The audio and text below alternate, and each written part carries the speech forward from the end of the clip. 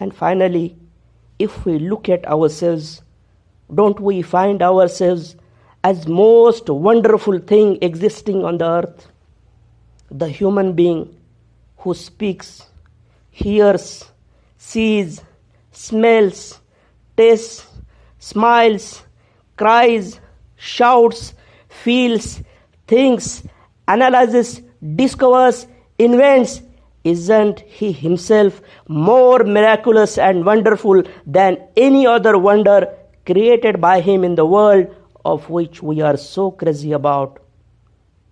Let us see about the things needed for survival of human being on the earth. First thing we need is energy. The sun gives us energy in the form of heat and light, and which is a controlled source of energy. Every second, the sun turns over 4 million tons of gas, mostly hydrogen and helium, into energy in the form of light and heat. The sun is thus very powerful source of energy. It is 93 million miles away from the earth. Had it been 5% closer to the earth, then all the water in water sources on the earth, as well as water in our body, would have started boiling. If the sun would have been 1% away from what it is in the present position, then all the water in water sources on the earth, as well as in our body, would have frozen and become blocks of ice. So who placed the sun at the right distance? The sun is giant nuclear fission reactor, and it is been controlled. It has been controlled marvelously. Had it been not controlled, it would have destroyed everything with a bang, much more destructively than all nuclear bombs exploded together. Who controls the sun? Who is there to control the sun? Do we ever think? Do we ever use our common sense? There is a massive factory continuously working to produce food and oxygen, which is vital for our survival. Chlorophyll in the leaves and algae take our waste toxic product carbon dioxide and use light from the sun, and by photosynthesis produce carbohydrates and oxygen, vital for our survival. Overall rate of energy capture by photosynthesis is approximately 100 terawatts, which is 6 times larger than power consumption of all the human beings on the earth. Is all this by chance, or is there any manager for it? Who created such wonderful factory which continuously produces food and oxygen, vital for our lives, without which it is impossible to survive? Who has set up the factory of photosynthesis to produce oxygen for us, without which we can't survive even for a few minutes? Who has set up the factory of photosynthesis to produce food for us, without which we can't survive? This food is vital for both vegetarians as well as non-vegetarians, because non-vegetarians eat the meat of those animals who in turn eat vegetations. Thus life is impossible without food production by photosynthesis. Who set up this biggest food factory? My dear brothers and sisters, do we any time think about our marvelous and most magnanimous and almighty Creator? Do we ever thank Him for what He has created for us? Do we ever think that the God whom we call God and whom we worship is capable of doing all these things for us? Do we ever think that we forget our true Creator and worship some other demigod who is a mere creation of the God Almighty? Do we ever think? We desperately need water for our survival. Who made it rain? Who created water sources for us? If our body temperature goes below 97 or above 99, then enzymes and hormones in our body get issues in their proper functioning. Who sets our body temperature at optimum level by providing various provisions for it?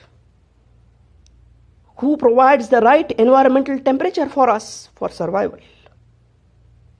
Who provides the right partial pressure of all the gases, which is very vital for our survival? Because we need all gases in the environment, especially oxygen and carbon dioxide, in right proportions and with right partial pressure. Who keeps them in proportion? We need right magnetic field. The rotation of the earth is just needed to be accurate for proper gravitational force. If it moves more fast or slow, then it will cause a lot of problems. Who keeps it optimum? Can it be a simple mere coincidence? The moon causes tides. If the moon will come closer to the earth, then it will make two huge tides, destroying everything on the earth. And if it goes away, too away from the earth, then there will be no tides at all, and both these things are not acceptable for us. When the sun brings energy to us, it also brings many harmful radiations which can be fatal. But these harmful radiations are selectively blocked. Who blocks them?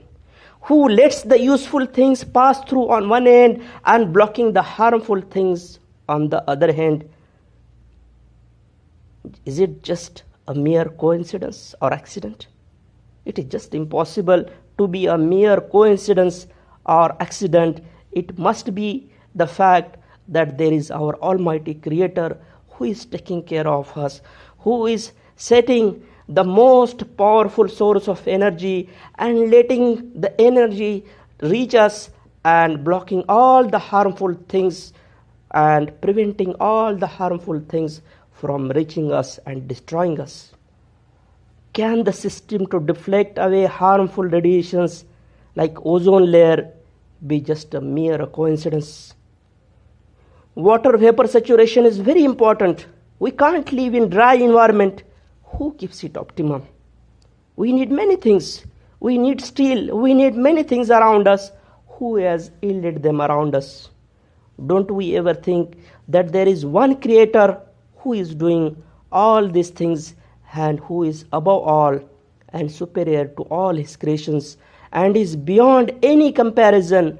But instead of thanking Him for all His favors, there are some ignorant people who neglect, disregard, and disrespect the true Almighty Creator for the sake of dummy gods, imaginary gods, who are nothing but the creation of the same God Almighty. Are these gods whom you worship anywhere capable of doing these miracles? Ask yourself. If the answer is yes, then go ahead, worship them. Prove to me that they are capable of doing all these miracles. I will be with you. I will worship them along with you. But if you fail to prove that no, they are not capable of doing all these miracles which I have mentioned in first part and second part, then stop, think for a while, recognize the true Creator and worship Him alone. There are some ignorants who cross all their limits of ungratefulness and even use indecent, abusive words against the true Creator for the sake of the demigods. Do we ever introspect? Do we ever think about it?